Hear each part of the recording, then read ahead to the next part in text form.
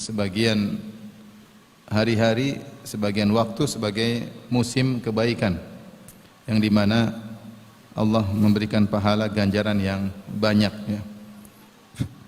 Seorang mukmin tentunya menunggu kesempatan tersebut untuk banyak beramal soleh di musim-musim yang telah dipilih oleh Allah Subhanahu wa taala. Karena dia tahu bahwasanya kehidupan dunia ini hanyalah sebentar dan kesempatan bagi dia untuk bisa beramal soleh tidak banyak. Kita tidak tahu kapan kita dipanggil oleh Allah Subhanahu wa taala, sementara tanda-tanda bahwasanya kita akan meninggalkan dunia ini semakin bertambah.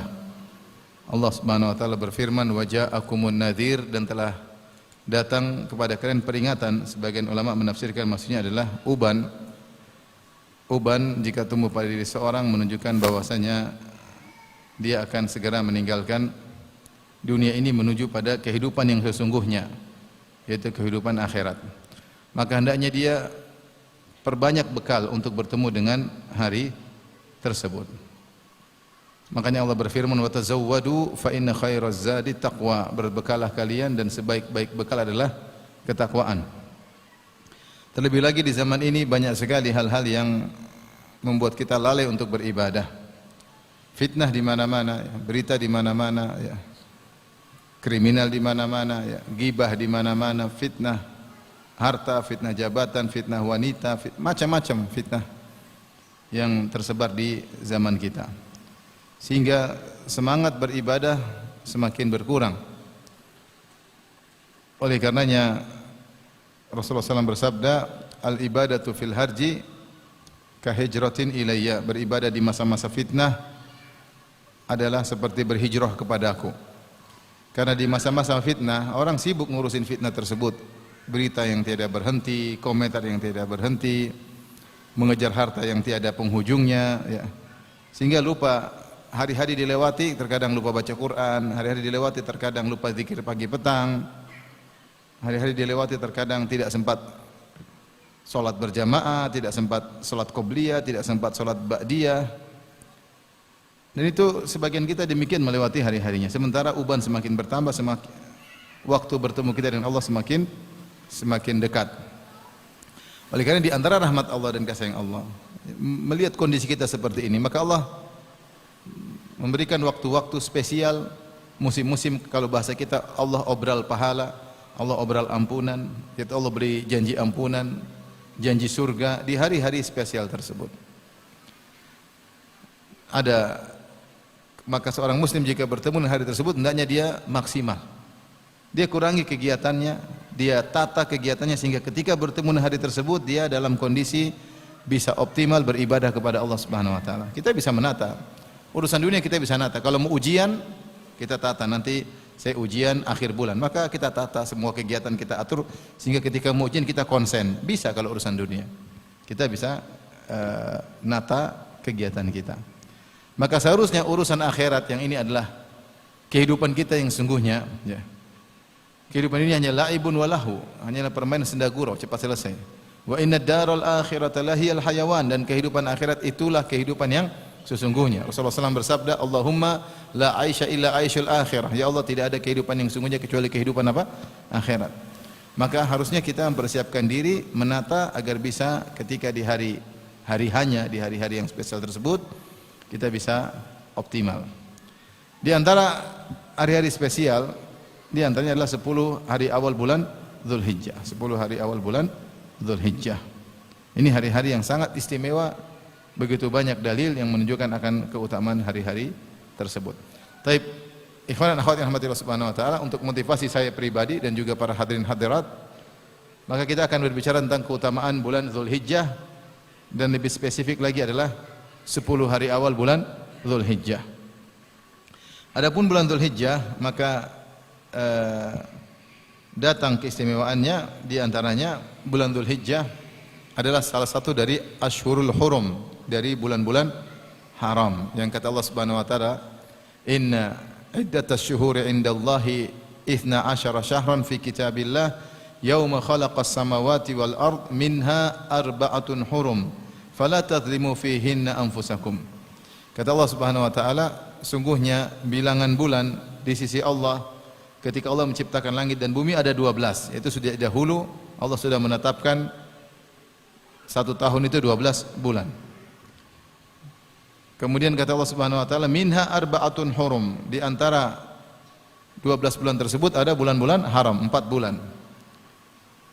Maka Allah berkata, fala tazlimu fihinna anfusakum. Maka janganlah kalian berbuat zalim atau bermaksiat di bulan-bulan tersebut.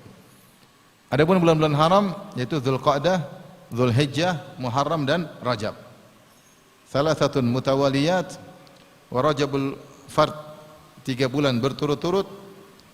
Dzulqa'dah, Dzulhijjah, Muharram, dan ada yang mengatakan Rajab Mudhar, yaitu Mudhar yang benar ketika menetapkan bulan Rajab, tidak diotak-atik, tidak kedepankan, tidak dimundurkan. Sehingga 4 bulan haram, 3 bulan berturut-turut, yang 1 terpisah. Ketika Allah berfirman, fala tadzlimu fihinna anfusakum, janganlah kalian berbuat zalim di bulan tersebut. Sebagian ulama memahami berarti berbuat zalim di bulan-bulan haram dosanya lebih besar. Itu maksiatnya lebih besar. Tidak dilipat gandakan kuantitasnya, tapi dilipat gandakan kualitasnya. Artinya dosa di luar bulan haram tidak sama dosa ketika di bulan haram. Maka mafhum mukhalafahnya sebaliknya pun demikian. Maka berbuat amal saleh di bulan-bulan haram lebih afdal daripada di luar bulan-bulan haram. Ini secara umum, dan di antara bulan-bulan haram tersebut adalah bulan Dzulhijjah, bulan Dzulhijjah. Taib. Ini keistimewaan pertama bulan Dzulhijjah. Keistimewaan kedua, ikhwan dan akhwat yang dirahmati Allah Subhanahu wa taala. Ternyata bulan Dzulhijjah termasuk dari bulan-bulan haji. Termasuk dari bulan-bulan haji. Allah Subhanahu wa taala berfirman, Al-hajju asyhurum ma'lumat. Al-hajju asyhurum ma'lumat. Ya. Haji itu bulan-bulannya tertentu, yaitu 3 bulan. Syawal, Dzulqa'dah, Dzulhijjah. Syawal, Dzulqa'dah, Dzulhijjah. Dan dikatakan Dzulhijjah karena di situ ada pelaksanaan haji. Sehingga bulan tersebut dinamakan Dzulhijjah, yaitu bulan yang ada pelaksanaan hajinya. Dan pelaksanaan haji bisa dimulai dari bulan Syawal. Syawal, Dzulqa'dah, Dzulhijjah. Maksudnya apa? Seorang boleh berihram dengan ihram haji sejak bulan Syawal. Seandainya ada seorang ingin haji ifrad, kemudian dia dari negerinya berangkat, ketika melewat mikot tanggal 1 Syawal sudah boleh dia mengatakan labbaik Allahumma hajjan, sudah boleh. Karena dimulai sejak 1 Syawal. Kemudian dia bertahan pakai kain ihramnya sampai dia bertahalul pada tanggal 10 Dzulhijjah. Tapi dia boleh start sejak tanggal 1 Syawal, tapi berat. 1 Syawal 1 bulan, Dzulqa'dah 1 bulan, 2 bulan pakai ihram terus, berat. Tapi kondisi orang berbeda-beda, ya, tapi sudah boleh. Sebenarnya Allah mengatakan juga demikian, kalau seorang ingin haji tamattu, maka dia supaya dikatakan haji tamattu kan haji plus umroh, umroh kemudian haji. Nah, disebut umroh tamattu jika umrohnya dimulai di bulan-bulan haji.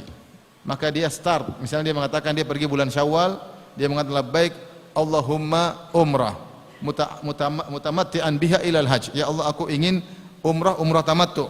Dia umrah tanggal 1 Syawal. Dia umrah, kemudian dia bertahalul, kemudian dia tunggu sampai tanggal 8 Dzulhijjah untuk mulai haji. Seandainya dia umrohnya tanggal 28 Ramadan, tidak dianggap sebagai umroh tamattu, umroh biasa. Kenapa? Karena bulan haji dimulai sejak tanggal berapa? 1 Syawal. Faham? Ini orang bilang, Ustaz, kenapa bulan haji panjang sekali? Padahal pelaksanaannya cuma bulan Dzulhijjah. Enggak, ini ditinjau dari start mulai dia boleh berihram dengan ihram haji. Mulai dari 1 Syawal. Baik. Kapan akhir bulan haji? Maka ada khilaf di kalangan para ulama. Ya, jazakallahu khair. Kuenya. Adapun akhir bulan Dzulhijjah maka ada 2 pendapat. Pendapat jumhur mengatakan akhir bulan Dzulhijjah pada tanggal 10 Dzulhijjah, dan pendapat kalau tidak salah Malikiyah berpendapat akhir bulan Dzulhijjah pada tanggal 30 Dzulhijjah. Apa maksudnya? Intinya mereka mengatakan bahwasanya kalau belum akhir bulan Dzulhijjah maka hendaknya jangan umrah. Hendaknya jangan mulai apa? Umrah, karena ini masih bulan-bulan haji. Bagi yang berpendapat akhir bulan Dzulhijjah adalah tanggal 30, maka umrahnya nanti setelah di bulan Muharram, bagi yang berpendapat akhir Dzulhijjah tanggal 10, kalau mau umrah boleh start setelah musim haji tanggal 11, sudah boleh mulai umrah. Tapi intinya bulan Dzulhijjah termasuk dari bulan-bulan haji, bahkan namanya spesial Dzulhijjah, yaitu bulan haji karena di situ ada pelaksanaan ibadah yang sangat agung yang termasuk rukun Islam, yaitu haji. Taib, ini keutamaan yang kedua. Dia termasuk bulan haram yang pertama, yang kedua dia termasuk bulan haji. Jadi bulan haram ada berapa? 4. Bulan haji ada berapa? Ada 3. Kemudian keutamaan berikutnya, di bulan Dzulhijjah itu ya ada 10 hari pertama yang spesial. Ini disebut al-asyar al-awwal, 10 hari pertama bulan Dzulhijjah. Yang datang keistimewaannya secara spesifik dalam ayat maupun dalam hadis. Adapun dalam ayat Allah berfirman dalam surat Al-Fajr, kata Allah Subhanahu wa taala, "Wal fajri wa layalin 'ashr wasyaf'i wal watr wal laili idza yasr. Hal fi dzalika qasamul lidzi hijr." Kata Allah Subhanahu wa taala, "Wal fajr demi fajar, wa layalin 'ashr demi malam-malam yang 10." Layalin jamak dari lailah, maksudnya adalah malam. Mayoritas ulama berpendapat yang dimaksud dengan walayalin 'ashr demi 10 malam maksudnya adalah 10 hari Dzulhijjah, 10 hari Dzulhijjah. Ini pendapat mayoritas ulama.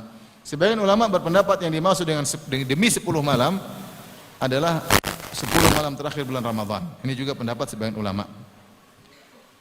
Adapun jumhur berpendapat yang dimaksud adalah 10 hari Dzulhijjah karena ditinjau setelah itu Allah sebutkan wasyafi'i wal watr.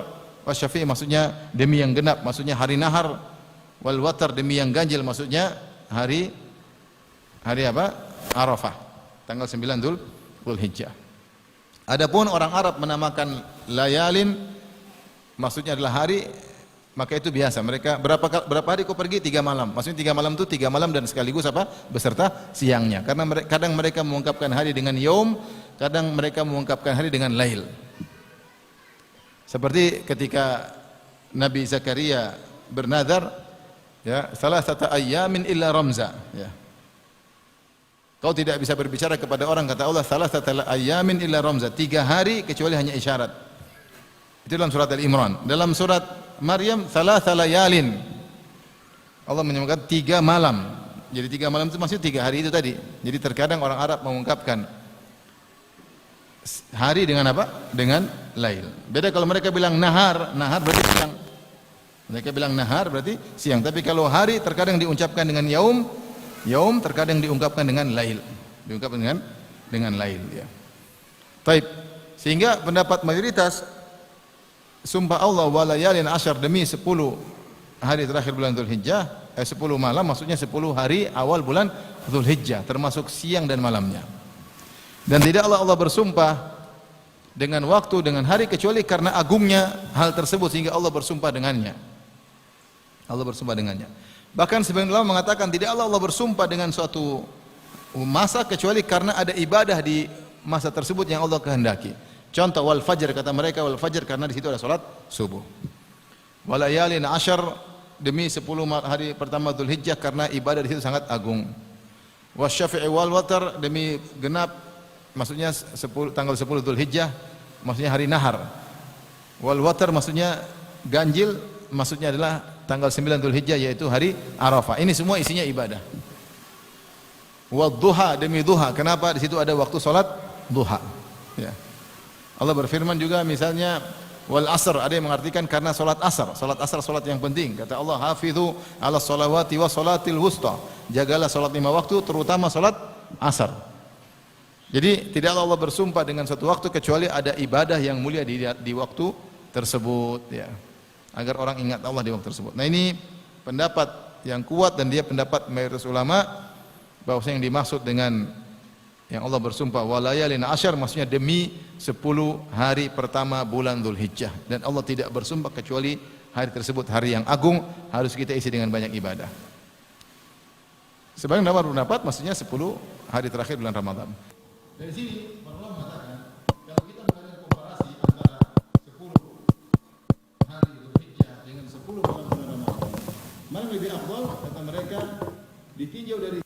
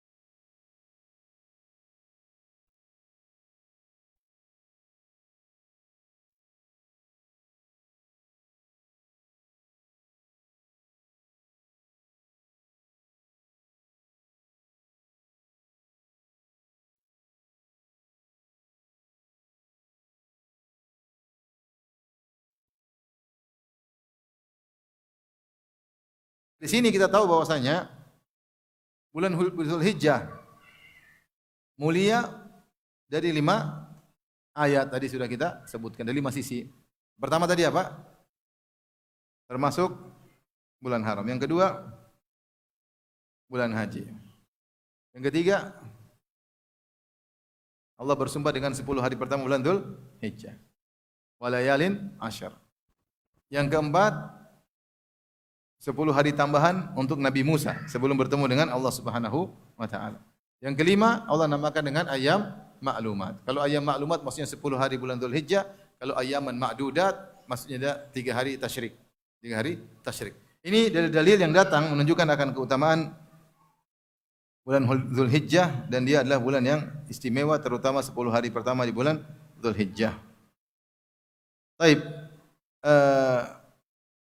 Adapun dalil dari Al-Qur'an, dari hadis Nabi sallallahu alaihi wasallam, Rasulullah menyebutkan ma min ayyamin al-amalu salihu fihinna khairun wa ahabbu ila Allah min hadhihi al-ashar. Kata Nabi sallallahu alaihi wasallam, tidak ada hari-hari yang di mana Allah lebih cinta dengan amal soleh dilakukan pada hari-hari tersebut, dan amal soleh tersebut lebih baik dilakukan di hari-hari tersebut. Artinya hari lain tidak bisa mengimbangi hari-hari amal soleh yang dikerjakan pada 10 hari ini, yaitu 10 hari awal Dzulhijjah. Maka sahabat berkata, walal jihad fisabilillah, yaitu ya Rasulullah, Anda berkata amal soleh yang dikerjakan pada 10 hari pertama bulan Dzulhijjah sangat dicintai dan terbaik di sisi Allah secara mutlak. Baik. Bagaimana dibandingkan dengan jihad yang dikerjakan di luar bulan Dzulhijjah? Kalau ada orang jihad di bulan Dzulqa'dah, dibandingkan dengan amal soleh di 10 Dzulhijjah, mana lebih baik? Kata sahabat, walal jihad fisabilillah. Apakah lebih baik daripada jihad? Kata Nabi, walal jihadu fisabilillah. Lebih afdal daripada jihad fisabilillah. Illa rajulan kana yakhruju bimalihi wa nafsihi thumma lam yarji' bidzalika min syai'. Kecuali seorang yang keluar berjihad dengan membawa nyawanya dan hartanya. Itu dia bawa ontanya, dia bawa pedangnya. Kemudian dia tidak pulang membawa apapun dari nyawanya, dia dibunuh dan hartanya dirampas oleh musuh. Kalau seorang berjihad di bulan selain bulan Dzulhijjah, misalnya di bulan jihad di bulan Dzulqa'dah, kemudian dia terbunuh dan hartanya diambil, sama dengan orang yang beribadah di 10 hari pertama bulan Dzulhijjah. Orang bilang, Ustaz, kok begitu mudahnya? Jihad kan susah. Ya sudah, Allah kasih bonus, kau enggak mau, ya sudah, terima aja. Nabi bilang begitu, kita benarkan Nabi sallallahu alaihi wasallam. Terkadang Nabi sampaikan pahala-pahala besar, ya udah, selama itu hadis sahih, selama itu ada ayatnya, ada dalilnya, terima saja. Masa Ustaz ibadah di malam Lailatul Qadar seperti 83 tahun bahkan lebih baik? Ya sudah, kau enggak mau. Ya mau Ustaz, ya sudah, jalanin aja, yang penting kau percaya, beriman, kerjakan. Enggak usah terlalu banyak tanya. Allah bagi-bagi obral hadiah, kamu malah tidak mau terima, masih nanya, masa sih? Ini Nabi hadis sahih, Sahih Bukhari dan yang lainnya. Oleh karenanya, seorang ketika mendengar hadis ini, hendaknya dia termotivasi untuk banyak beramal soleh di 10 hari pertama bulan Dzulhijjah. Kenapa? Karena pahalanya luar biasa. Hanya bisa menyamai pahalanya kalau orang berjihad, terbunuh dan hartanya dirampas, pedangnya dirampas, kudanya dirampas, baju besinya diambil, baru sama dengan orang beribadah di 10 hari awal bulan Dzulhijjah. Tapi para membahas, apa yang dimaksud? Apakah setiap ibadah seperti itu? Artinya orang baca Quran di bulan Dzulhijjah lebih afdal daripada jihad? Allah mengatakan bukan begitu maksudnya. Maksudnya dia total ibadah 10 hari. Ada yang mengatakan demikian. Dia total ibadah 10 hari, ini lebih afdal daripada jihad yang seperti itu. Jihad bukan perkara yang mudah. Jihad itu berat. Berat pertama dari sisi keikhlasan tidak mudah, yang kedua dari keberanian juga tidak mudah. Berat ya. Betapa banyak orang berjihad ternyata niatnya tidak beres. Rubba qatilin baina saffain Allahu a'lamu bi niyatihi. Betapa banyak orang terbunuh di antara dua saf kaum muslimin dan saf barisan kaum muslimin dan barisan kaum kafir, Allah tidak tahu bagaimana, Allah lebih tahu tentang niatnya. Ya. Maka sampai Nabi mengatakan, inna fil jannati mi'ata darajatin a'addaha Allahu lil mujahidin. Di surga ada 100 tingkatan Allah siapkan bagi para mujahidin. Ternyata mujahidin kalau diklasifikasi sampai 100 tingkatan. Ini yang tulus, yang ikhlas, itu pun bertingkat-tingkat. Di antara mujahid yang terbaik, yang dia keluar dengan raganya, ikhlas dengan hartanya, kemudian bablas ludes semuanya. Nyawanya hilang, hartanya diambil. Itu sama dengan ibadah orang 10 hari beribadah di 10 hari pertama bulan Dzulhijjah. Ini pendapat sebagian ulama. Artinya kalau kau beribadah di 10 hari pertama bulan Dzulhijjah sama seperti tadi. Sama seperti itu. Maka ibadah apapun lebih Allah sukai dikerjakan 10 hari pertama bulan Dzulhijjah daripada hari-hari yang lain. Bahkan bulan Ramadan, bahkan siang bulan Ramadan lebih afdal 10 hari pertama bulan Dzulhijjah. Nah, ini keistimewaan 10 hari pertama bulan Dzulhijjah. Ini banyak tidak diketahui atau dilalaikan oleh sebagian kaum muslimin. Kalau bulan Ramadan memang diagungkan oleh kaum muslimin secara umum. Semua orang tahu bulan Ramadan karena ada puasanya di situ. Sehingga mereka semangat, mereka agungkan bulan tersebut. Kalau 10 Dzulhijjah banyak orang lalai. Kurang hidup maksud saya, kurang dihidupkan hari-hari tersebut, padahal pahalanya sangat besar. Maka kita perlu mensosialisasikan keutamaan 10 pertama bulan Dzulhijjah. Kita hidupkan ibadah di rumah, suami istri, anak-anak biar terpengaruh. Suruh puasa, sedekah, berbakti sama orang tua, sambung silaturahmi, dan banyak ibadah yang bisa dilakukan ketika 10 hari awal bulan Dzulhijjah. Karena 10 siang bulan Dzulhijjah lebih afdal daripada 10 siang bulan Ramadan. Maka seorang berusaha untuk semangat beribadah di 10 hari tersebut. Baik. Ibadah apa yang bisa kita lakukan pada 10 hari tersebut ya? Ada ibadah-ibadah khusus, ada ibadah-ibadah umum. Kita mulai dengan ibadah umum. Ibadah umum salat malam. Sebagaimana salat malam di hari-hari lain dianjurkan, terutama 10 hari awal bulan Dzulhijjah. Pahalanya lebih afdal. Karena sangat Allah cintai. Ma min ayyamin al-amalu salihu fihinna khairun wa ahabbu ila Allah. Tidak ada amal yang lebih dicintai dan lebih baik seperti kalau dikerjakan di 10 hari pertama bulan Dzulhijjah. Ibadah banyak, salat malam, jangan lupa. Kalau hari-hari lain kita salat malam, 10 Dzulhijjah kita lebih semangat, tidak mengapa. Baik. Sedekah, ya sedekah. Kalau antum bersemangat sedekah di hari-hari lain, sedekah di 10 hari pertama bulan Dzulhijjah harus lebih ditingkatkan. Ibadah umum. Silaturahmi, ya silaturahmi. Kalau ada waktu kita silaturahmi di luar bulan Dzulhijjah, semangat pahalanya besar. Di 10 hari pertama bulan Dzulhijjah silaturahmi pahalanya lebih besar.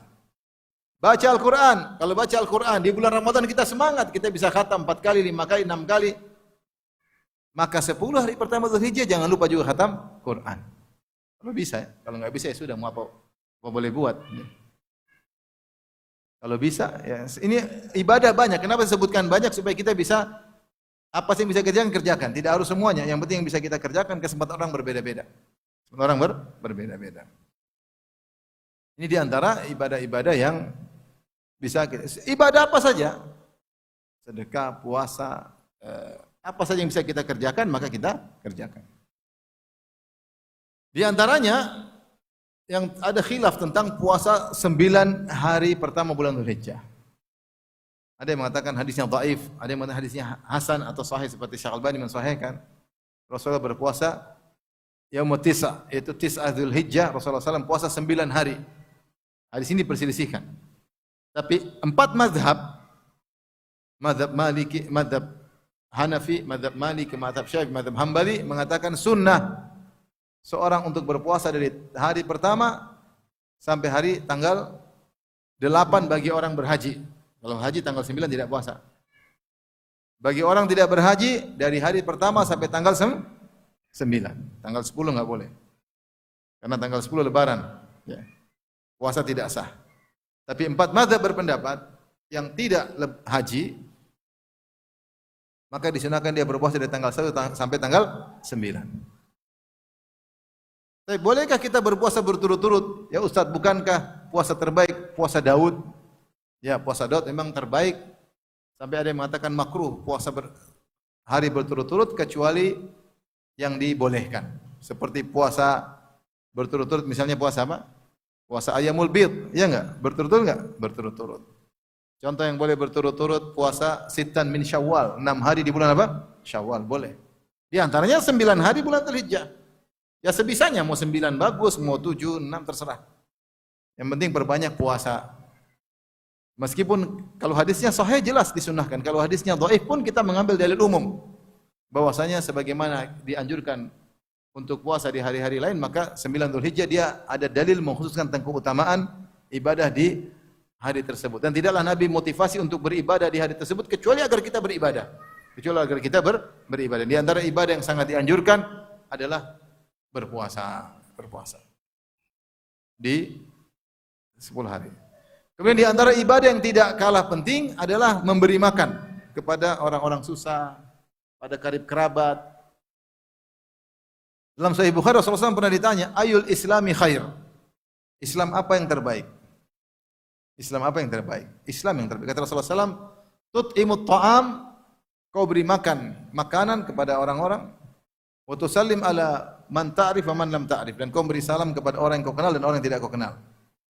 Rasulullah mengatakan di awal, tut'imut ta'am, berilah makan. Dan ini memberi makan disebut dalam Al-Quran, ya, dalam hadis-hadis banyak sekali. Ya. Wa yut'imuna ta'ama. Dalam hadis kita perhatikan banyak sekali dalil ayat tentang memberi makan. Wa yut'imuna ta'ama ala hubbihi. Aw it'amun fi yaumin dhi masghabah. Atau kau beri makan di hari orang kelaparan. Memberi makan. Apalagi hadis banyak sekali Allah menyebutkan tentang memberi makan. Seperti Rasulullah SAW ketika pertama kali masuk di kota Madinah. Maka Abdullah bin Salam berkata, awwalu kalamin sami'tuhu minan Nabi SAW. Perkataan pertama yang saya dengar dari Nabi ketika Rasulullah masuk kota Madinah, Rasulullah berkata, ya ayuhan nas, wahai manusia sekalian, afsus salam, tebarkanlah salam, ya. Wa at'imut ta'am, dan berilah makanan kepada orang-orang. Wasilul arham, dan sambunglah silaturahmi. Wasallu bil lail wan nasu niyam, salatlah di malam hari ketika orang sedang tidur. Tadkhulul jannata bisalam, niscaya kalian akan masuk surga dengan penuh keselamatan. Nabi bilang sering di antaranya adalah it'amut ta'am, berilah makan kepada orang-orang. Saya punya kawan kemarin saya sempat beberapa waktu lalu, ya, saya pernah ketemu dia, kemudian kebetulan kita pergi ke ustadznya, dia bilang ngaji, dia bilang kata dia, ustadz ini ustadz pertama kali yang saya kenal sunnah. Oh masya Allah, saya kenalan, mungkin tidak terkenal, tapi ini ustadz pertama kali kenal sunnah, bukan ustadz YouTube, ya, bukan ustadz itu. Kemudian ustadz ini ngomong, Ustadz Firanda ini kawan kita ini, ya, dia ngaji sama saya, terus saya sampaikan satu hadis ini, ayu islami khair, Islam apa yang terbaik? It'amut ta'am, tut'imut ta'am, kau beri makan. Sekarang dia terapkan, pokoknya dia suka kasih makan apa? Orang. Sering bagi-bagi apa? Makanan. Ada acara-acara dia yang bayarin, ada makanan dia kasih makan. Ya, mau kasih makan teman, mau kasih makan kerabat, mau kasih makan orang miskin, suka bagi-bagi makanan. Terus waktu saya ke sana, dia potong kambing, kemudian kambing dia sendiri, kemudian dimasak, dimakan enak. Maka dia cerita bahwasanya udah lama saya ketemu waktu itu, ya. Dia cerita, Ustadz, saya punya lahan sekitar 1,5 hektar. Saya beli kambing dulu sudah sekitar 6 tahun atau 7 tahun lalu. Saya beli kambing 11. Habis itu saya nggak pernah beli lagi. Kambing itu berkembang. 40 lebih. Tiap 2 minggu sekali saya potong, entah berapa ekor. Sampai sekarang, kemarin masih 40. Saya mau tambah lagi, khawatir mengganggu orang. Ya, saya khawatir karena, dan tetangga nggak ada yang marah karena mereka juga kebagian tiap 2 minggu sekali. potong, muncul lagi, muncul lagi. Subhanallah, berkah. Itu berjalan sampai sudah 6 tahun. Kambing gratis, bagi. Kambing potong. Karena dia ingin mengamalkan hadis itu. Tut'imut ta'am. Maka jangan pelit-pelit. Kalau ada orang, kasih undang makan. Di antara sifat Nabi ketika dipuji oleh Khadijah, wa takrid dhaif, kau memuliakan apa? Tamu. Udah tamu, dia makan. Apa meskipun apa? Gereh, ya, enak. Baik. Jadi di antara ibadah yang mungkin kita kerjakan adalah memberi makan, cari orang miskin, panggil orang makan di rumah, kawan-kawan, panggil kerabat. 10 hari pertama Dzulhijjah atau acara buka puasa apalagi, ayo makan di rumah, boleh. Ibadah. Dia enggak puasa juga apa, makan, mau puasa enggak puasa enggak apa-apa, ya. Di Madinah Kalau sudah 10 hari terakhir tiap hari ada apa? Ada buka puasa di masjid. Ada orang datang nggak puasa, nggak apa-apa kata dia, duduk aja. Nggak puasa, nggak apa-apa duduk. Ini nggak enak, nggak puasa ikut makan. Jadi mereka niatkan memang untuk apa? Bagi-bagi makanan. Subhanallah. Cerita kemarin alhamdulillah dua tahun berturut-turut 10 terakhir di Masjid Nabawi. Kita ketika di situ ada orang kawan, dia sudah kenal dia ya. Pensiunan dosen UIM, dia doktor bidang bahasa. Bidang bahasa. Maka dia buka sufrah buat buka puasa. Terus saya bilang, "Syekh, sudah berapa lama di sini?" Dia bilang, "Ini warisan dari ayah saya. Kami sudah 30 tahun buka puasa di sini, 30 tahun."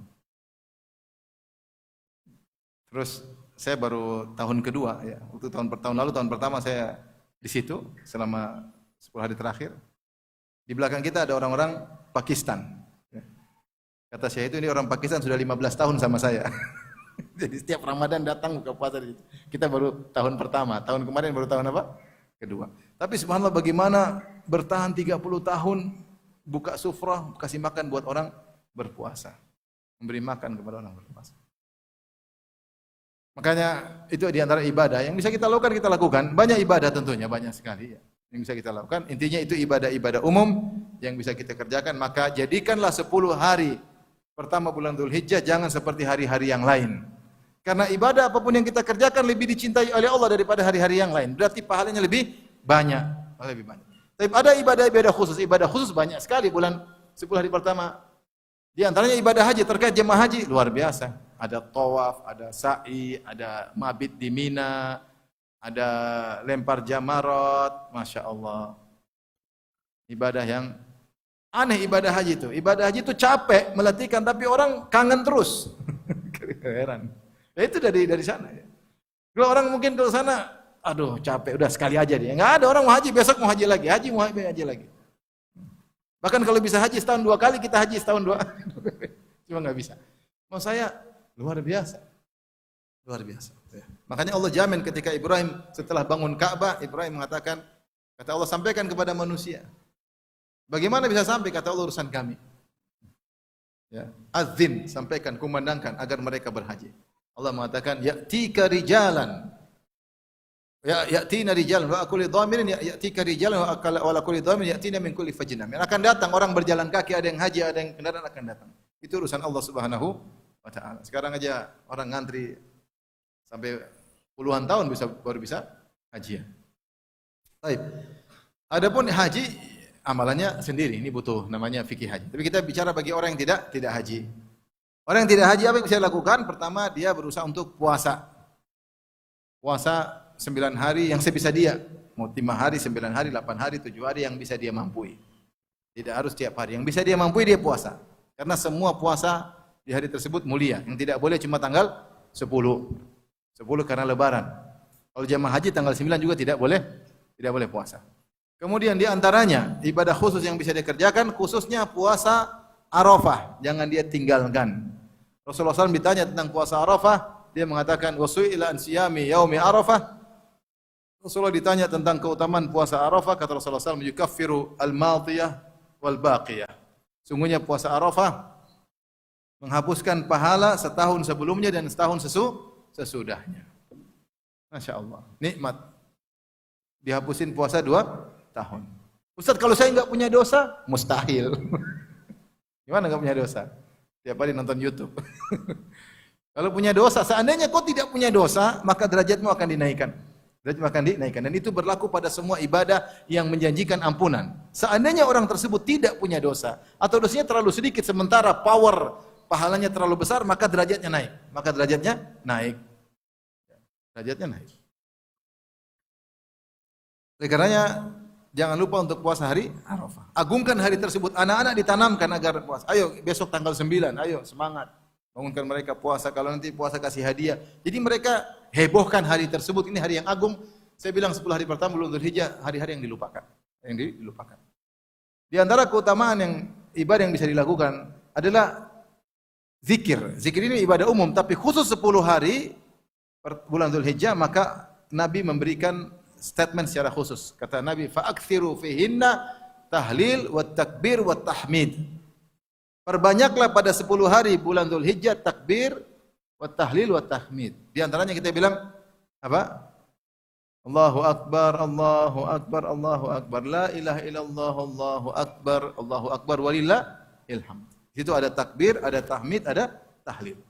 Datang dalam sebagian riwayat takbirnya 2 kali, datang sebagian riwayat takbirnya 3 kali.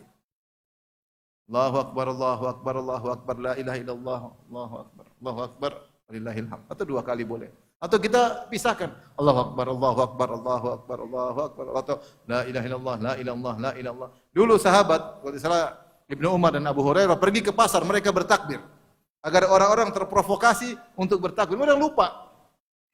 Ini di antara sunan al-mahjurah, sunnah yang ditinggalkan. Dan itu sudah mulai di Madinah bertahun-tahun sudah mulai hilang juga. Dulu waktu saya masih awal-awal ke Madinah, orang biasa di jalan-jalan, sekarang sudah mulai kurang juga. Bahkan di Madinah sudah mulai apa? Mulai redup, mulai kurang. Dulu masih kita lihat orang-orang jalan-jalan bertakbir, jalan. Sekarang mulai kurang. Atau karena mungkin kebanyakan orang luar ya. Dulu orang luar jarang ke masjid, yang banyak orang Madinah sendiri, sehingga kita lihat sunnah itu hidup. Sekarang mulai agak berkurang.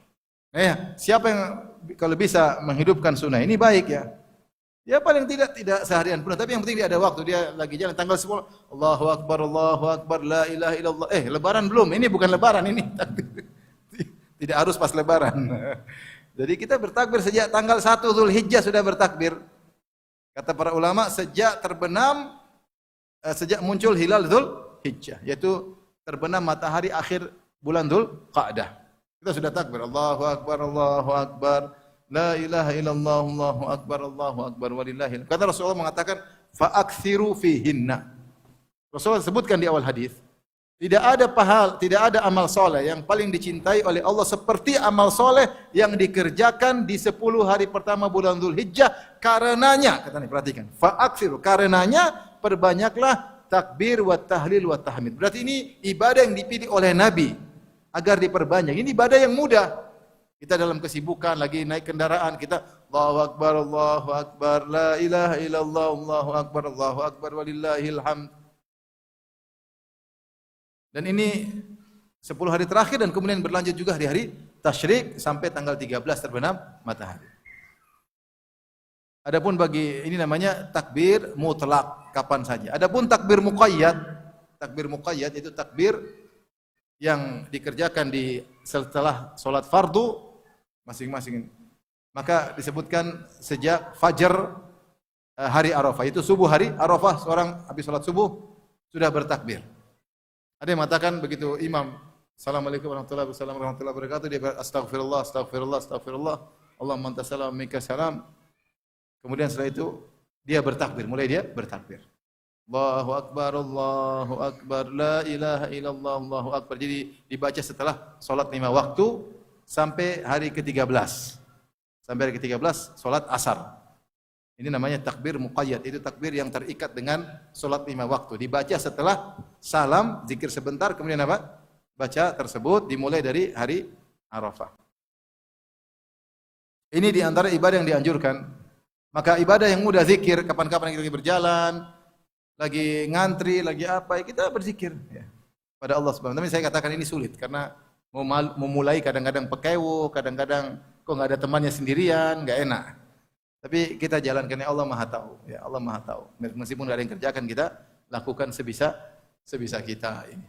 Ini di antara ibadah khusus yang bisa dikerjakan. Baik, mengenai tanggal 9 Dzulhijjah, hari Arafah,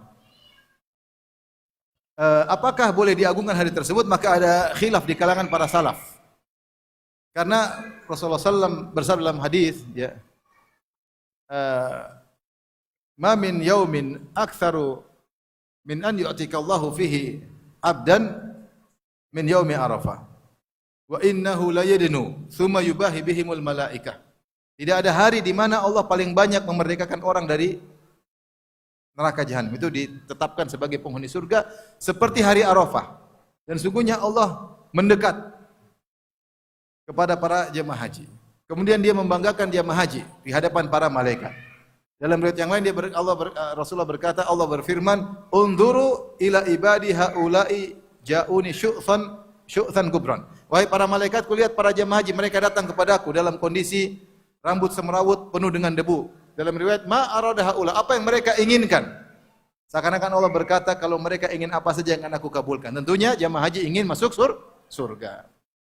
Nah, hadis-hadis ini dibawakan oleh sebagian ulama bahwasanya itu hanya terkait bagi orang yang haji. Orang yang haji datang jauh-jauh, maka Allah mendekat kepada mereka dan mereka tanggal 9 tidak boleh berpuasa dan mereka dijanjikan ampunan oleh Allah Subhanahu wa taala. Bagi jemaah yang tidak hajian mereka berpuasa. Mereka berpuasa dan mereka dapat ampunan 2 tahun, setahun sebelumnya, setahun sesudahnya. Baik, apakah orang tidak berpuasa boleh mengganggukan hari tersebut? Maka ada khilaf. Sebagian salaf membolehkan. Meskipun tidak ada spesifik. Hari itu pergi ke masjid banyak beribadah kepada Allah Subhanahu wa taala dari zuhur sampai maghrib. Ada yang berpendapat demikian. Ketika Imam Ahmad ditanya, dia tidak melarang. Dia tidak melarang. Sehingga mereka memahami bahwasanya keutamaan hari tersebut, tanggal 9 keutamaan tersebut, janji Allah memerdekakan orang dari neraka bukan terkait hari jemaah haji saja, tapi berkait kepada semua orang beriman. Ini khilaf di kalangan para ulama. Tapi kalau ada yang melakukan, kita tidak melarang, meskipun kita tidak melakukannya, karena semoga kita berhaji terus.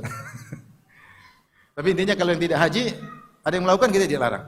Ini di antara ibadah-ibadah yang bisa dilakukan di 10 hari pertama bulan Dzulhijjah. Intinya ikhwan dan akhwat yang rahmati Allah Subhanahu wa taala, semangat beribadah. Ibadah pun ibadah yang qasirah antara kita dengan Allah dan juga ibadah muta'addiyah, sosial. Bantu ini, bantu sana, nyenangkan orang, kasih makanan, bantu sedekah. Lakukan 10 hari pertama karena pahalanya sangat besar dan kerjasama antara suami istri ya. Jangan 10 hari Dzulhijjah kemudian main motor, jangan ya. Saatnya ibadah. Jangan jalan sana, jalan sini, keriting sana, enggak. Ibadah udahlah.